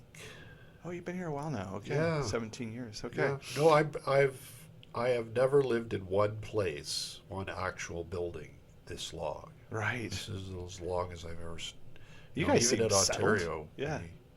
Moved around a bit. Yeah. Well, or just I was in the house, my parents' house for a certain period, and then I went off to school for a certain period. Right. Yeah. We bought our place out at the lake right after I finished school, like that summer. Right. I don't know why. I was 23. I had it in my mind I had to buy a house. That's what we did, though. It's so funny. Like, I don't know how Spencer feels about this, your son, but When I talk to like our kids, our blended family of 6 kids, it's you have conversations about houses. Like they're kind of looking at me like, "What are you talking about? Why would I want to buy a house?" Yeah, yeah. Generally speaking, not all Yeah. of them, but in general, of course, I teach at the college, so I'm around the 20-something crowd. Most of them are not thinking housing, but Yeah. it's just not. Also, it's not affordable. It isn't. You know, No, it's not. I mean, I think we benefited because we bought so early. Mm-hmm. We were kind of riding the older generations period Yeah. when they had pretty favorable economic Absolutely. prospects. Mhm. Housing kind of started going up after that. It's so true. Yeah. And now there are ways. I think it's incumbent almost on us as parents to do what we can to help our kids I know. if they want to get into the housing market. But Yeah, and it's it's like it's it's a real it's commitment. crazy now. But Yeah. I think it's just becoming a different thing. yeah. It's like It- when I talk to people from Europe, they would Yeah. talk about if you were going to get a house, it was sort of the passed down house from 5 generations, and you Yeah. just inherited the mortgage, right? Is Yeah, really what you did. yeah. And you can sort of see that happening here. I think the same thing is the same forces. I don't think just because we're on the other side of the world, it doesn't mean the same forces aren't at play. For sure. We're just a So little as behind. We're young. We're a maturing society. Yeah. Eventually, that's what it's going to be. Exactly. We'll have generational mortgages, Yep. and that's just That's the you know, reality now. that's Yeah, reality. Yeah. I was talking to a friend of mine actually about mortgages, and he just kind of shook his head. He's like, look at Paris. Like what would you get for $1 million in Paris? Paris, It's yeah. like, yeah, Kelowna is not Paris, but it is on the map. It's on the map for desirable place to live in the world, and houses are 1.6 million is an average single detached home now. But Yeah. anyway, yeah. So you guys get here in 2005. Susan's at the university, and the last place you worked before you came over, was that still at Ratham? Or No, I started my business by Oh, you then. started that. Yeah, Okay, I yeah. can Pulp remember that. Fingers had been going since 2001. Okay, so So I had my own and- business. Yep. I was using the Ratham facilities for manufacturing at that point. And when you talk about manufacturing, just to be clear, you're talking about like casting, Casting yeah, and okay, packing. And, Right. And so I would, I was kind of had a bit of a half and half system back in Ontario where I would bring the castings home and ship from my home. Okay, And I had started an online business pretty early. So early that the banks were like, "Oh, we don't finance online businesses." right, yeah, know. it's too risky. Too risky. It's like, This not going to last. This yeah, online this will thing. never go anywhere. Yeah. I've said that to the bank in later years. Well, why don't you have a business account with us? Because you wouldn't give me one. Oh, that's lovely to be able to tell them that. Yeah. Yeah. And my business is still in business 20 odd years later. So Right. Yeah. So did you have to, when you moved out here? I bought my own equipment. Once you One got of the things we looked at when we were looking for a place is a place that I could have, my own. Yeah, you need space. I need some space to Yeah. run my business. Right. And so, yeah. Do you still use that shed at the back for doing your casting? Is that where you do your? Yep. You still use that? Yeah. Okay. Well, we kind of. We have we now have a space back in Ontario where Oh. I have a partner now Yeah. for one of the other. We started a second company, and we've got actual commercial space in Ontario okay. where we do manufacture Okay. and just have warehousing and that sort of thing. So you still do some at your place? Yep. And Mine is more. I'm in the R&D, like I see. Okay. portion of what I do. So That's where with your Kickstarter stuff, like you're kind of Yeah. you make a few things and sort of test it out. yeah, Is that fair to say? basically, Yeah. I do the development, get it all ready, make the molds, stuff Yeah. like that. Then I send it off. Okay. to- So if it looks like, hey, this is going to be a hit, Yeah, then you ramp up production We in got right now I've got a range of called 1066, which is all Battle of Hastings kind of stuff. And it's Okay. basically was all the casting everything was done in Ontario. Okay. It'll be shipping out from there. Every time I see your stuff, I'm just blown away by the detail. And this is a very simplistic question, but it's like, how do you how are you so accurate with a paintbrush on those things? I'd have been a great brain surgeon if I didn't Yeah. pass out at the sight of blood. I'd have been Right. very steady hands. Yeah, very. Yeah. So, the older I get, the more magnification I need. Right. So I have visors and glasses Yeah. and stuff. But the hand's still But steady. the hands are still reasonably steady. Yeah, it's amazing, the detail. Hopefully they'll stay that way. I mean, Yeah. I had one doctor, I was questioning my longevity in my career, and he said, well, there are, think of old watchmakers. Ah, good point. So, Yeah, that's good. it was very kind of him to, Yeah. to, Give you hope. You can keep to going. give me hope. So your business, what's the title of your business? Like you've got a couple of them. The one is Pulp Figures. Yeah. Uh, That's and yours? It's mine. That's and it's yours, all okay. all the subject matter is the old pop culture from Yeah. the 1920s to the 50s, really. Yeah. Old movies, old pulp magazines, Yeah. Tarzan. I still have your jazz figures. By Oh the yeah. way. Yeah. Oh yeah. You got still. those. Yeah. Oh Did yeah. you paint them? No. You bugger. I'm so intimidated, Bob. You gotta paint them. Well, I mean, of course, it doesn't help. I look at yours. So I'm I'm never getting. gonna do that. So I'm getting ready. Actually, I've got the piano made now. I'm going to be doing a Duke Ellington on Oh, his wow. grand piano. Oh, and I want to great. do Ella Fitzgerald Oh, singing. brilliant. That's Brilliant. That's Yeah. got to happen in the next while. Yeah. Oh, yeah. Both you and I love jazz. I Yeah, remember we when I go both to your love house. jazz, Yeah. I love you. Yeah. Got the jazz going. Yeah, no, that's hard. We're surrounded often by people who do not understand. It's sad. Jazz, you mean? Yeah, Yeah. yeah. It's funny with jazz. Leif, as you know. Oh yeah, how's Leif with he's- jazz? Well, that's what I was going to say. It's funny. Leif is classical, right? Yes, And has always loved classical music, like ever since he was yeah, just I love really small. classical too. Yeah, I like some classical as well, but jazz, I think he's slowly, because I play it all the time, I think he's slowly starting to have some appreciation for it. Wow. He's like fourth year music student, but the thing I've learned about jazz, it's like you have to have the, I guess, mindset that you're okay or you appreciate improvisation, right? Yeah, I mean, yeah, that's for why sure. I like jazz, Yeah. because it's like you listen to, I don't know, take anything from Miles Davis, and anybody tries to redo something from Miles Davis, it's always going to sound different, Of you course. know? And jazz, I think, is also one of the best things to see live. But you look at Glenn Gould. Didn't Glenn Gould bring a sort of an a jazz-like sensibility That's so true. That's a good point. to his Yeah. classical music? I think that's why I like Glenn Gould. Yeah. 'Cause I can't say that I'm like a big fan of like all classical music, Yeah. but there are some that I like, and especially when it is a little more kind of loose like Yeah. that. Yeah. Yeah. No, I think the two are related, and you do For find sure. an awful lot of musicians who cross over from one to the other. Yeah. I really like the Canadian singer Sarah Slean. Yeah. Me too. She definitely She's can amazing. kind of travel between the That's two true. worlds. That's a good point. Yeah. And pop music as well. Right. Yeah. So good point.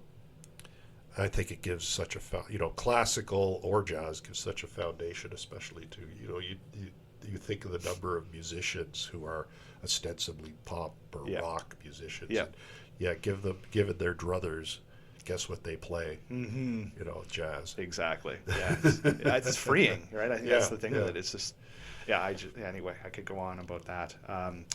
So you're Pulp Figures, and then what's the other business in Ontario? It's Crucible Crush. It's called. Crucible It's Crush, more okay. of a game, generalized. We actually write games and publish books. We're a publisher.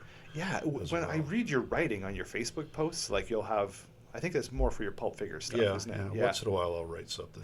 You're a great writer. Thank you. I read your writing. I'm like, wow, this is you should put this into a book. Well, we are working on a book. Oh, good. Actually. Yeah. We've got something coming, and we've created a whole world, And my daughter-in-law is actually a very good writer. Oh, okay. And she's participating in this. Oh, and right. she actually finished a whole novel set in the world we've collectively created. Amazing. It's a retro science fiction world. So it's a science fiction world from the perspective of, say, 1960 writers like Heinlein, Okay. uh, uh, Ray Bradbury, people like that. Okay. And it's imagining our future from their perspective, Right. As they did. as they did. Yeah. And so we've created this world, and it's proving to be very inspiring to a lot of people who we're kind of introducing it to, and we've got some. One of our first stories is actually written by an award-winning author. But I've got a couple underway. I'm good at writing short bits. I have trouble plotting. So Yeah. I've got to have Different. It's a help. different style, isn't it? There's Yeah. a difference. It's like some people are great blog writers. I can, but yeah. I can create a snapshot. Yeah. A big story arc, Yeah. beginning, middle, end. I have trouble. It's a different mindset with that kind of thing. Yeah. So As we were talking, sorry, Bob, I just wanted to ask you about this because I forgot about it. There was a time when you were involved with making the figurines for the. Do you call them figurines? Is that a figs, word? minis. Figs? Minis. Oh, Quite there's often minis there's is the the industry vernacular. term. Yeah. Minis, okay. For oh shoot, Trailer Park. Trailer Park Boys. Yeah. No, I'm still helping with that. Are you really, Yeah, eh? yeah, we're designing a new set No as kidding. we speak.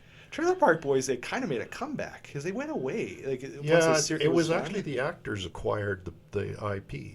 Oh, okay.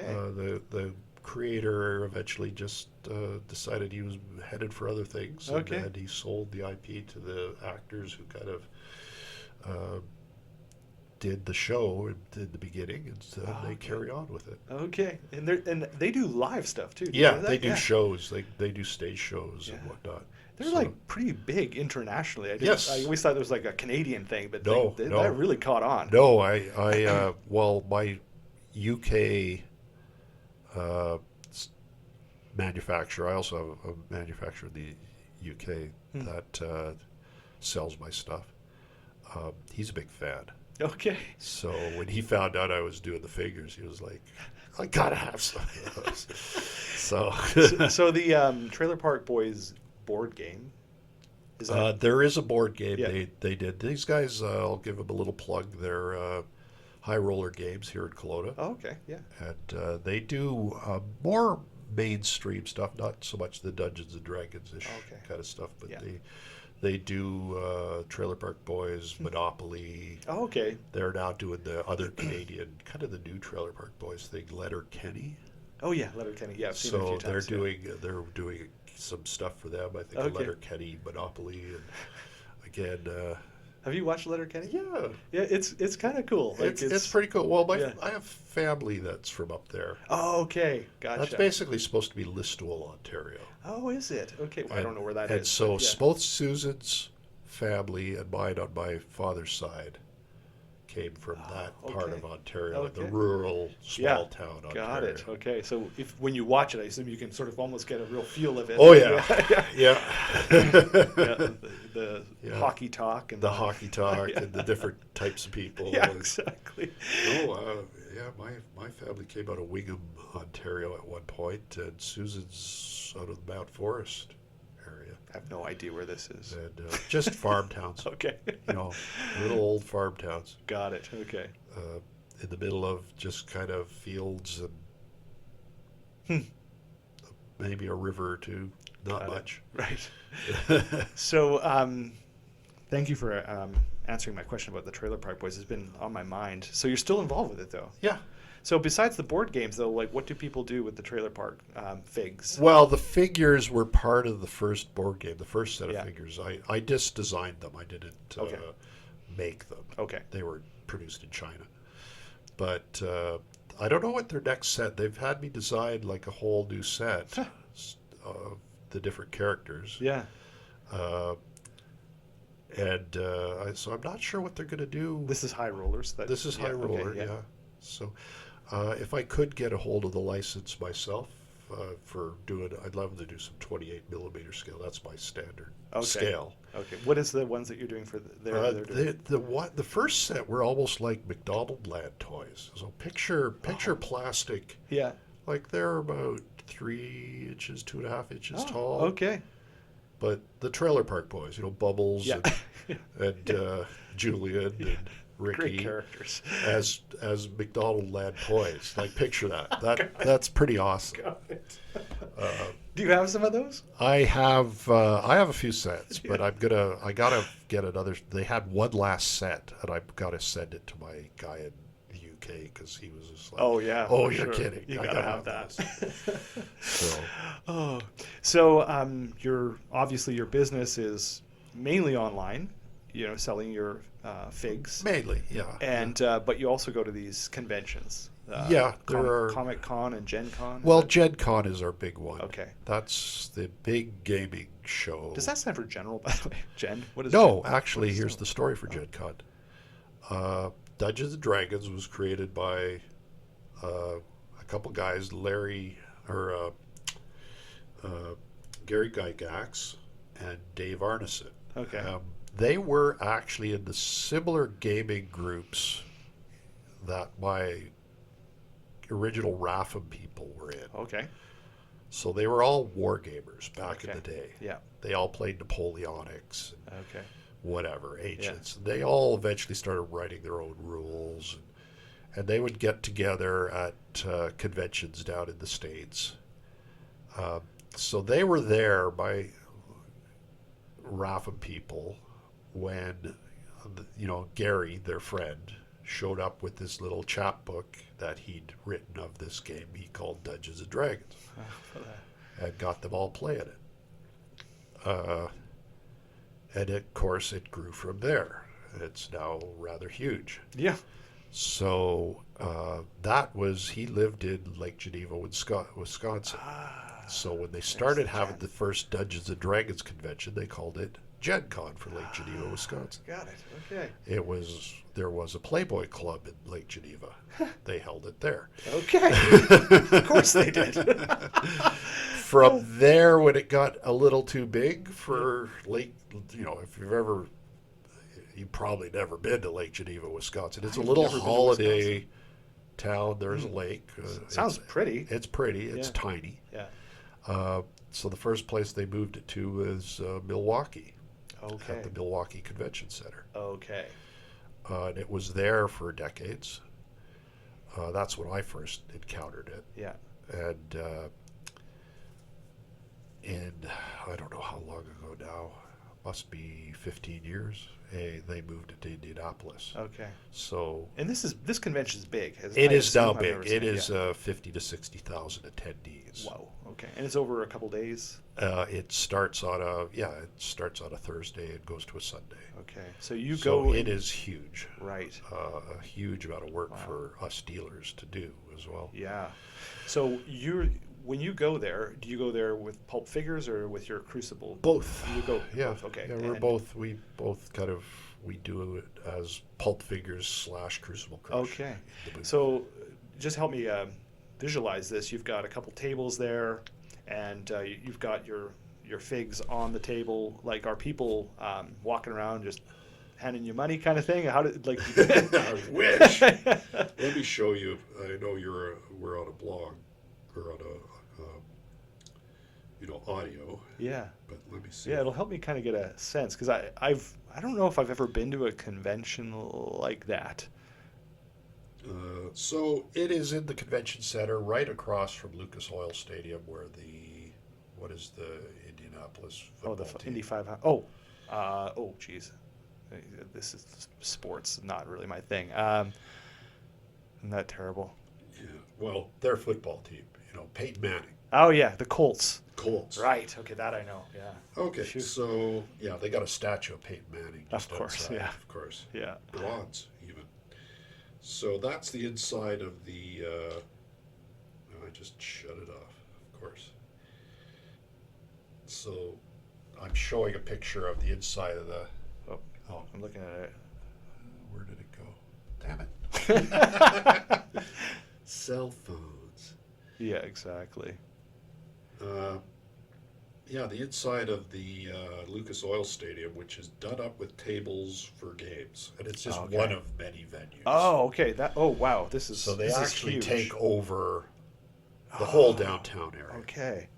Wow. Uh, So are people there then they're actually playing games too, right? I mean, yeah. they're, Oh, so yeah. is that That's the why. big That's reason why go? they go. That's Oh, they. okay, to You know, play with people we go to involved. hopefully sell to them. I see. They go to Okay. play games of all Oh, I see. kinds, Look at that. live action role playing, Okay. board games, And they like meet friends. and they Yeah. meet friends Yeah. and have big Okay. parties. Oh, And, really? yeah, it's Okay. quite a huge thing.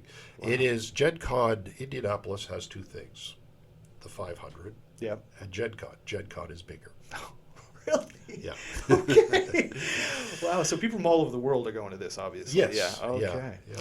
So Okay. it- This helps. I'm looking at this picture on Bob's phone, and it's this is your table. I assume, that's our right? booth. Your Yeah. booth. Yeah. And there's just packs and packs of your figs Yeah. there. Wow. Now, it gets so crowded at this show.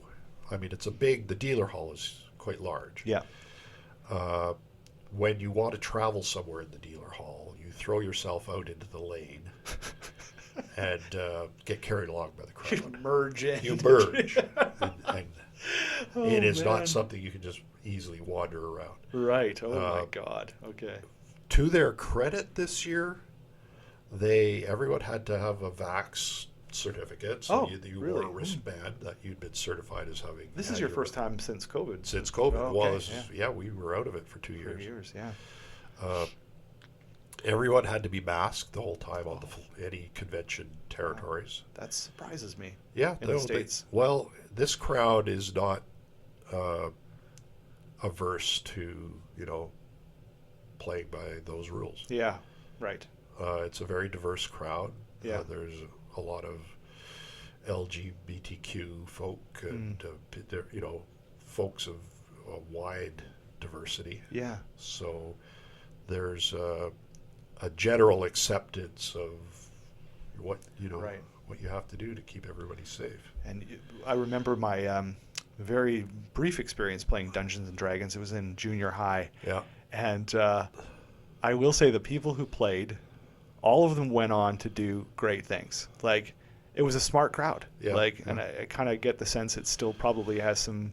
You have to have a creative mind. You have to have a patient mind. Yeah. Yeah. It's not your crowd that's necessarily the watching Britney Spears videos over and over again. No. But no. the people were really bright. It's it's now I guess I use the short form nerd culture, but I mean it is a very wide Yeah. ranging Right. culture now. It's Yeah. Dungeons and Dragons is just a small part of it now. I'm so surprised because I thought it seemed to me, of course I wasn't maybe in the groups, but it seems to me it died away. Like, is that accurate to say? Like, has it kind of had a It rebirth? was always there. Yeah. Our corner of it tended to still be the originating Yeah. wargaming, Okay. but it came back really big about 10 years ago. I feel like that. Yeah. One of the things you noticed in the early days was you'd attend one of these conventions and it was, mostly young men. Now it's easily 50-50 men and women. Okay. And there's a lot more stuff that is family friendly. Oh yeah. So there's lots of kids as Right. well now. It's a very diverse community, Yeah. and quite happy to be that way, I think, too. In fact, I don't think I mentioned this, but my son got into Magic. Oh, yeah. Well, there And- you go. Well, yeah. they have huge Magic tournaments. At Okay. Gen Con, yeah. He got out of it, but he's kind of like that. He gets into something for a few days and then he's right out of it. Yeah, But, yeah, he was into it for a few months, and same thing. The friends he played with, they're also seemingly out of it, but smart kids. Yeah. Just I'm like, yeah, I kind of this is like the feel I had with the Dungeons and Dragons, about the same age too Yeah. that I got into it, and but I think when I think about my experience there, you did have to really be imaginative and creative and Yes. think, and you have to be patient. It's like some of those games. I mean, I remember they went on for days. Yeah. Yeah. It's like, yeah. It's a very creative environment, and Mm. so many people, I mean, that work in this business now started out as just hobbyists. Okay. And you start making your own worlds, you start designing your own art, painting, Yeah. drawing, sculpting. Yeah, I can see that. And eventually some of us end up doing it for a living. It's your career. So I remember in art school, I mean, they were steering us as illustrators. You were going to do the cover of Maclean's magazine Okay. or something. Right. I remember taking in some of my fantasy art that I'd done for some of the figure packages. And the instructor, a great guy, but of a different generation, who looked at it and kind of looked at me and said, you're better than this. And I was like, well, no, I'm not. This is it. This is me. This is my peak right here. This is it. Yeah, they came out of a generation, of where comic books were trash, Okay, right. right? Mm. And we were just entering the art world at a point when comic books were starting to not be trash. Mm. They were starting to be art. Mm. And graphic novels were coming along. Okay. And now look at the culture is dominated by this stuff, Exactly. Yeah. which, I could argue some negatives about that. Sure. But, maybe we're back to the trash point. Yeah.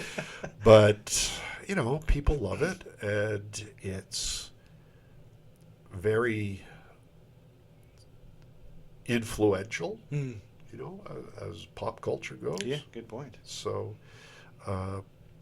they were looking backwards, a lot of our instructors in Yeah. those days. They were looking back at, we want you to be Andrew Wyeth. Mm.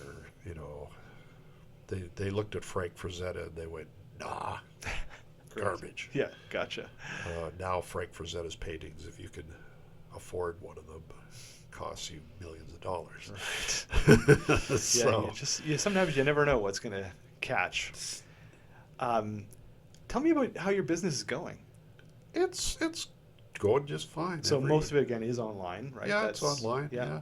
And We run now to release stuff. We run Kickstarters. It's a little Yeah. different than what it used to be. I used to be able to just put it up on the website, and people would rush and buy it. yeah. Now what we do is we create a Kickstarter campaign Yeah. and sell it at a bit of an advantage to begin with through the Kickstarter. Okay. And Kickstarter is a massive marketing tool. It gets to all kinds of people.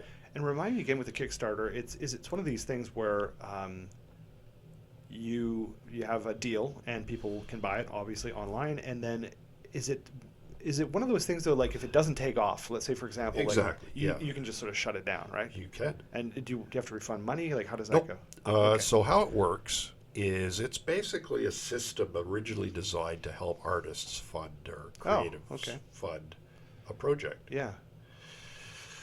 So you price out your project, Yeah. and you decide kind of, hopefully you do your costs Yeah. properly, Yeah. because you don't want to promise a whole lot that Right. you can't deliver. Yeah. We'll lose a bunch of money. And then once you've got your costs figured, you kind of make an offer. You will get such and such if we fund. Okay. In my case, I did 6 packs of new figures recently, Yeah.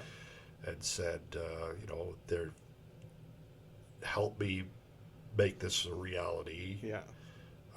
Each set will cost you, this nice price if Yeah. you help finance the mold making and Okay. and all the development. people aren't guaranteed to get what they're Right. they're investing basically. Right. Gotcha. So, but if you want to do it over and over again, Yeah. you better deliver. Right. Right.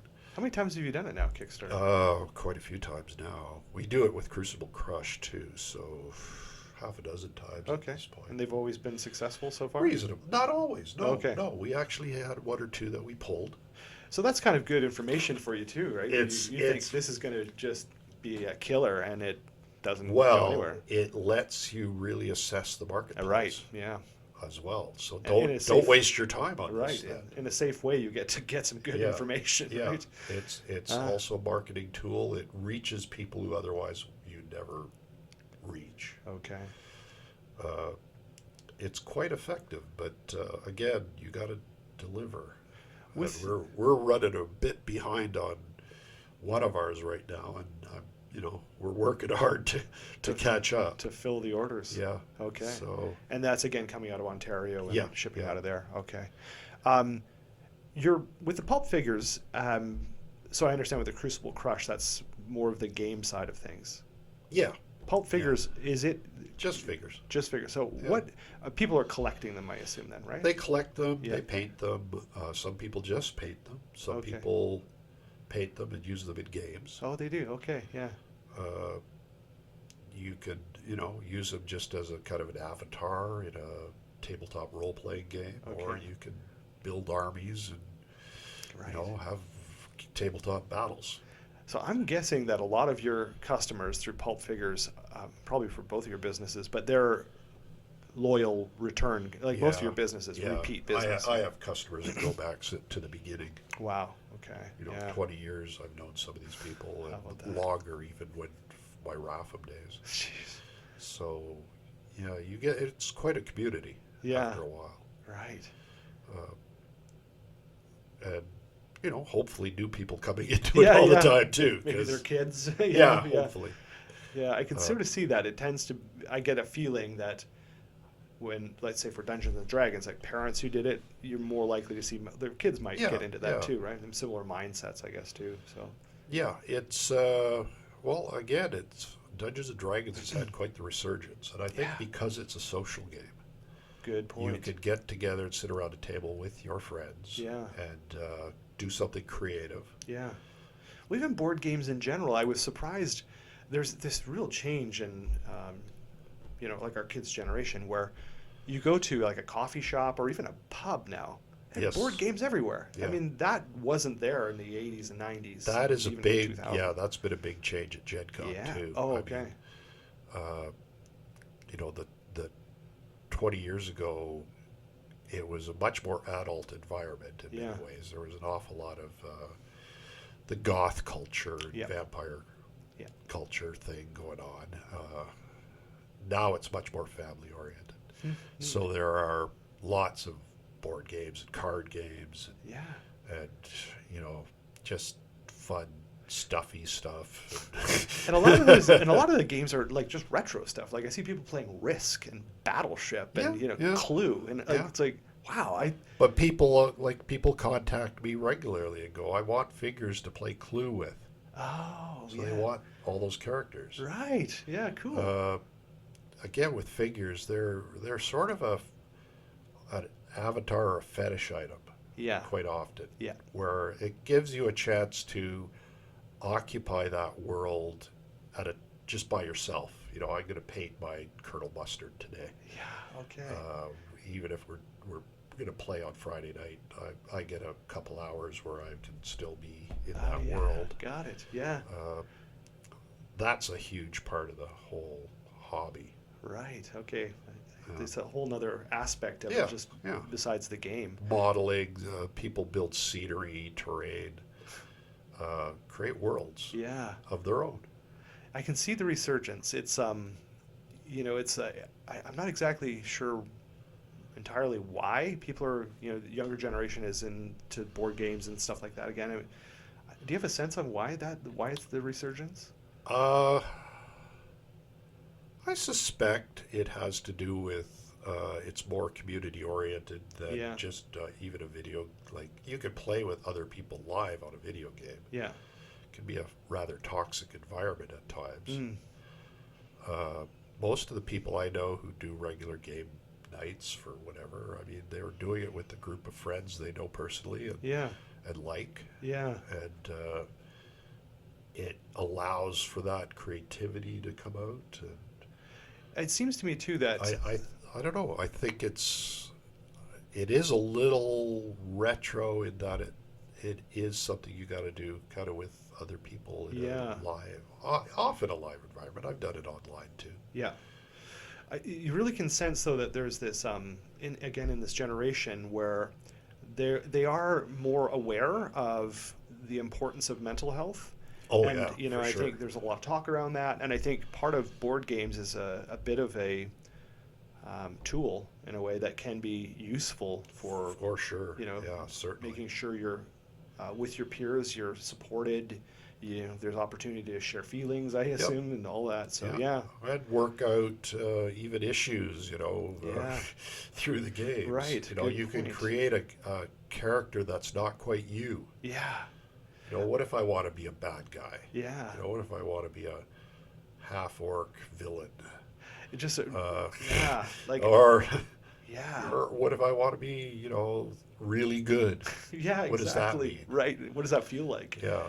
I know Astrid, who just recently has finished her master's degree. She's in counseling, right? Yes. Anyway, she talks about using dolls and things like that to as a form of therapy. So Yeah. I'm like, yeah, I can see what you mean about role playing. It's can a be lot.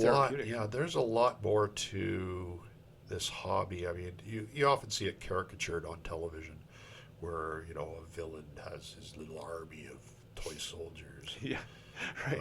And he paints them when he's by himself. He thinks about how he's going to rule the world. Exactly.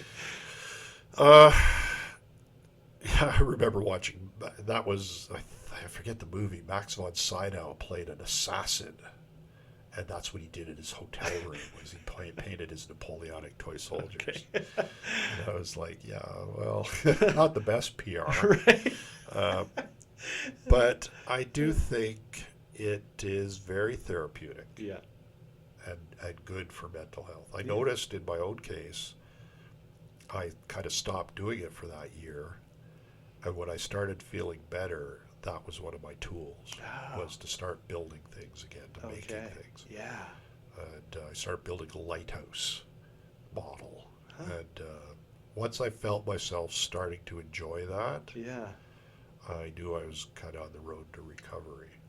Cool. And I think a lot of people, it's an important part of their mental health Yeah. regiment Right. to have this hobby or a hobby Yeah. that they can engage with and sometimes escape into, or Yeah. at least sometimes just give them some relief. Right. Yeah. It's that they talk about flow Mm. as one of the things you do to in mental health, to kind of not be thinking about 18 different things all at Yeah. once, to just be thinking about what's in front of you. Right. And I think in that event, that's what those hobbies give you. Yeah. Something that's just a focus. I'm gonna, paint this little Miss Marple figure Yeah. or whatever, and just think about that for an hour, and not Yeah. be thinking about my mortgage and Right. my bills Yeah. and who's mad at me at work. Yeah. That email I just Yeah, received. Yeah. just all that stuff. It is, as you're talking about, I'm thinking, wow, this is what meditation, when we teach meditation, this is exactly what we're talking about. It is, yeah. It's like find something to focus on. Maybe it's your breath, or Yeah, in this case, painting, or, working on your hobby. It's like, yeah. it's very much the same tool, I think, or mechanism. Yeah. Yeah. So As a person who's tried meditation too, Mhm. I can't disagree with that at all. Yeah, it's just But- something to focus on, And on that note too, one of the biggest misconceptions about meditation that people often think is that, I need to have a blank mind, a clear mind, no chattering, quiet, Yeah. and it's like that's too bad that we're talking about. It's very hard to do. It's impossible. Yeah. And it shouldn't ever happen. Yeah. So even the Dalai Lama has said. Somebody asked him, like, well, how what period of silence do you get in your meditation? In his Dalai Lama way, thinks about it. He's like, 6 seconds. He's an And I awesome tell you, guy. I really exactly, like that just dropped all the weight off my shoulders. I was Yeah. like, oh my God. Like I kept thinking, like, I'm bad at this. Like, I can't go more than a few seconds. And here's, like, probably most people would say this is the guy who's got this figured out. But in many ways, it is that looking at the candlelight, like Yeah. looking at the flame of the candle. That's sort of you're picking something to focus on. Exactly. But then I think it's like when the distraction happens, as it definitely is going to happen, it's the meditation, as we've now learned, is it's the coming back. Yeah. Right? It's not the silence, it's the coming back. So if you can just practice the coming back, If it's you like, just lower that heart rate, if you could just Yeah. relax those muscles, yeah, so important exactly. to just not be constantly tensed. Exactly. And Yeah. Because I think if the subconscious mind is allowed to just run, without check, without being checked, I think that's when we can get ourselves into some trouble. But I think meditation and working on a hobby, painting, whatever it might be, or sport, or yeah, exercise, exactly, or all of these things are part of a way of they're a toolbox that we can dip into. Exactly, and it doesn't have to be one thing. Yeah, it doesn't have to be one thing, Yeah.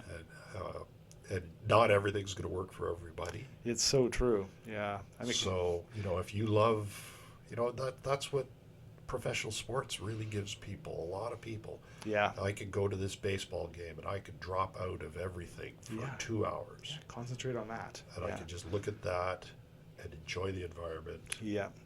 And not, it's a relief. You got to have that downtime psychologically. If you're always in the fight or flight, it's eventually going to crash. Exactly. And, Yeah.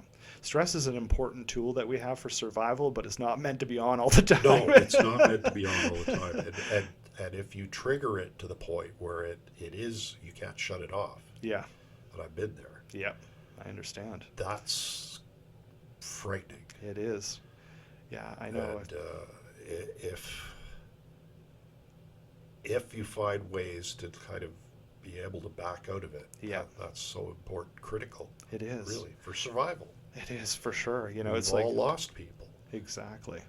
It's like that tool that we've evolved with, the physiology, to be able to trigger that stress state is, again, it's kept us alive. We wouldn't be here without stress. Yes. But like you said, it's so interesting, in our environment now, like that anatomy and physiology that we've evolved with to help us stay alive, running from actual danger, dodging spears and running from, wild animals and, all that. But we've tamed the environment to an absolute horror state. But anyway, but in taming the environment, that physiology and anatomy is still there. So like we still have those stress responses. We are hundreds of thousands of years of evolution, and only recently in this particular set of circumstances. Yeah, exactly. That's and so granted, true. we used to, be dead by 30. That's so true. But, so we're hanging around longer. We're in new territory, Right. And Exactly. it's not really surprising that we're having to discover new ways to Yes, isn't that true? Right. Because we're having to figure out this machinery now as it goes into its 70s and 80s, and this machinery never used to go into its 70s and 80s. This is, when they talk about tribal cultures, talk about, you got to listen to the elders. They have all that wisdom. Well, those elders were 40 years old. Yeah, that's right. And that was the old one. That was the old guy. Yeah. I've looked at, I've studied history a fair bit. So you kind of realize that aside from a few people in privileged positions who could, make it to 70, that was not common. No, exactly. Speaking of aging, I don't know if you've noticed this, but it's I listen to a lot of other podcasts too, and there's this obsession. It's always been there, but it's weird. It's worse now, where there are like lots of podcasts where people are serious about wanting to like live forever, and then that's always been there, and it's almost like a sci-fi way. But people are now like biohacking and Trying to figure out how to trying to do figure it. out like What are they afraid of, I guess? yeah, it's like the strangest thing, you know. It's like I don't. It's just, yeah, I guess fear of aging. I think it's fear of Yeah, I aging. think I was just reading. Yeah, aging. I mean, aging and death are something to. Yeah, yes, it's legitimate to be frightened of that. It's the death part is the big unknown. So yeah, It's getting to the death part yeah. is the bad part. I think once you're dead, whatever. You're probably okay. It's assuming. you know, it's I forget who it was. It was like Mark Twain or somebody who was like, yeah, I was dead for millions and Right, billions of years, exactly, and then I that's was right. alive for a while. I mean, it wasn't that bad. Yeah, that's right. So Now he's dead again then I'll be dead again. for a long time. You know, but I also think there's a lot to, you know, the flow of energy and the part where, you know, some physicists are talking now. There's models of the universe. I think they call it the block model or something, where time is something we perceive, Mm-hmm. but it's part of our perceptions, not necessarily the way it really is. Exactly. Yeah. So, and some of the models that physicists you know, have kind of concocted in their cockamamie, you know, physics world, everything was, and always will be. It's there. Exactly.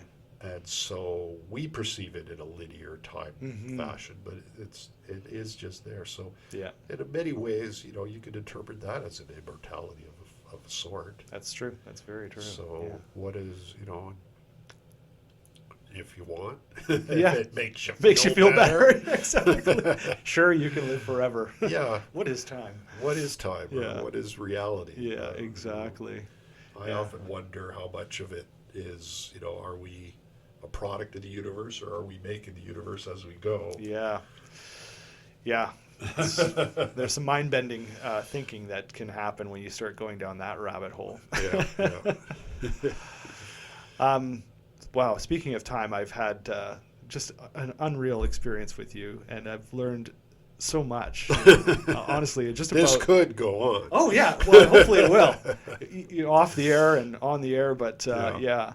I want to just maybe wrap it up because I thought it was actually a really nice tie back where we started off talking about mental health and we kind of came all the way through back to mental health, you know, and through your work, you know, I thought that was really kind of cool.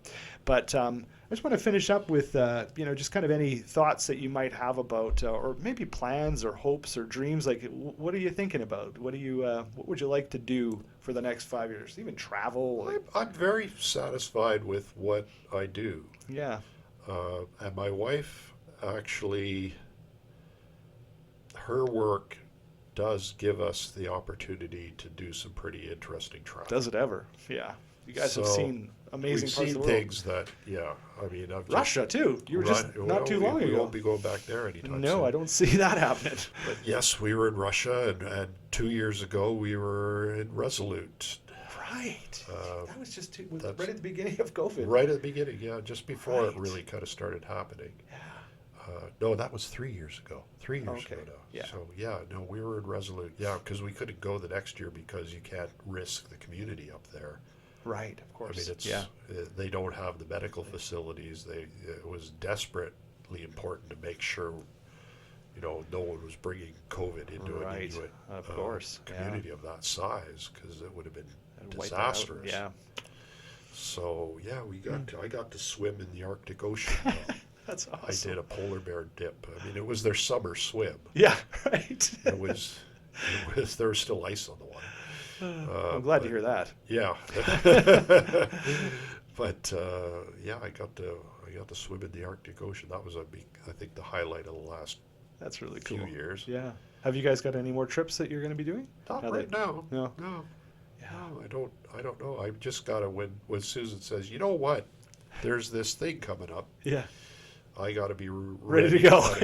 Okay. That's right.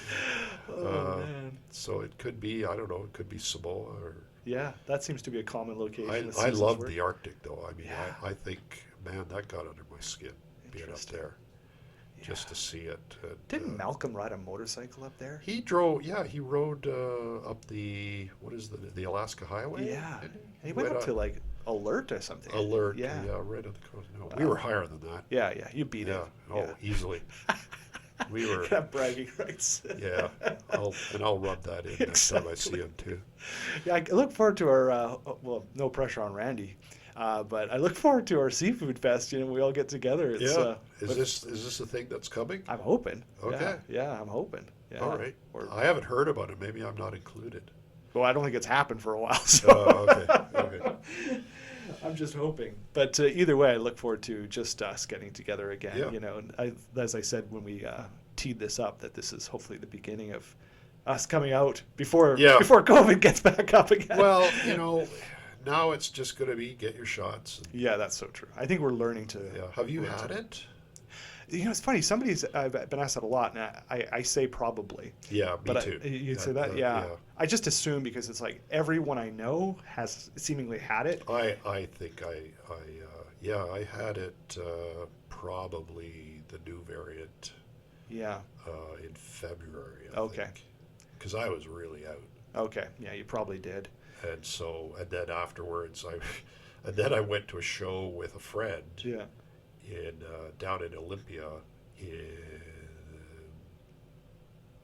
the last Memorial Day weekend, the last day of May, Okay. last weekend of May, and we drove back. We drove down there together. We drove back together. He came down with it on the Tuesday, and I didn't. Okay. So I figure either I was immune or Yeah. or you had something very mild. All right. Well, what I had wasn't. I was on the couch for a good week. Oh, really? Okay. Yeah. You really had it then. So Yeah, you I probably don't know. did. Yeah. I'm still dealing with, sinus issues Yeah. that are left over from. This long haul COVID stuff is a real thing, like. Let's be realistic. I mean, this is now a thing that we're going to live with. Yep. And when we get old and a bit, immune compromised, it could be one of the things that gets us. March, yeah. So that's just reality. Yeah, exactly. Our collective lifespans are probably 5 years shorter because of it. Yeah, those bloggers are going to be going crazy now trying to biohack this one. Yeah, good luck. Good luck with that one. Good luck. Probably anti-vaxxers too. Yeah. Can you imagine if it had been a bubonic plague type event where it was a 30% casualty rate? And Can you imagine? And these scientists are saying like this is coming. Like this is we're were going to have saying another for one of these years things. that Yeah, this is coming. exactly. The world just is at that point where we have that many people, and what do it's just reality. That's biology. Exactly.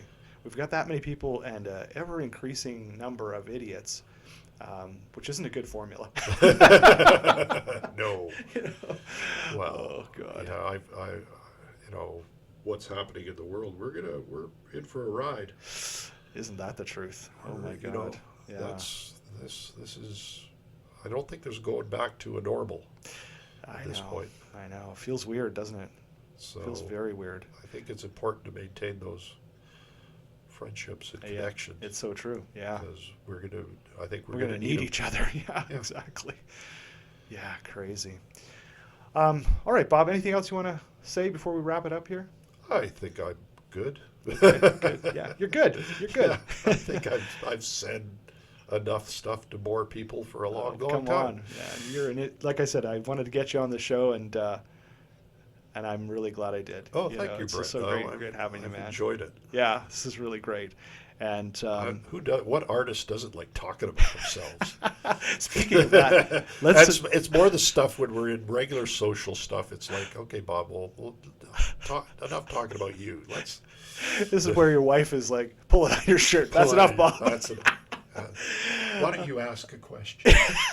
Show interest in other people, Bob. Those guys. So, Bob, where can people find you online? www.pulpfigures.com. PULPFIGURES. Awesome. And you'll have your social links, I guess, there. Your Facebook and all that stuff. The social stuff is there. I even try to do Instagram these days, which is a pain in the neck. Look at you. Yeah. I have my Facebook linked to my Instagram. I'm really hip, so I only have to post to one. So, yeah. Yeah, I'm worried about that because sometimes stuff doesn't quite show up the way I want it to. Yeah, I know. I've just given up on the whole thing. Yeah, you're the guy who got me into Twitter. Oh yeah, I'm barely going at it. Do you go on it? Yeah, oh yeah. Yeah. I repost on Twitter all the time. Yeah, I do. But again, it's commercial, right? Right. I don't post. You don't This get is political. my lunch. Yeah. I don't do that. Yeah, you don't get all political. And I certainly never get political. Yeah, no, you got to be careful. Oh, like, especially with what's going on in the world. I mean, Oh, my there are God. some very violent opinions out Yeah, there. it's so true. I just So, keep my mouth shut now. I don't touch any of that No, stuff yeah. with anything connected to my business. I mean, Yeah. I'll talk politics in a bar with somebody. Right, I'm not yeah. gonna, Yeah. As long as you know online the is not the place. Exactly. In a bar, we can actually have a fist fight. Right, exactly. Yeah. Solve it properly. Yeah, exactly. You don't have people like working nefariously behind the scenes to take you down. Yeah. Okay, so pulpfigures.com and your socials are there. You've got to check out Bob's website. I mean, his figurines. This is one of the ones I wish I kind of had a video because you really have to see these things. They're so unbelievably detailed. And maybe one day I will paint my jazz figures. Your jazz band. I'm so intimidated by it. But anyway, I still have them and I still love them. And there's a young Miles Davis in there even. oh God, I gotta do it. Do it, Miles Davis. Yeah, look forward to getting together again and talking jazz more. But that'll wrap it up, I think, for us. Okay, Brent. Okay, awesome, Bob, and to be continued. Okay. Thanks, Bob. Thanks.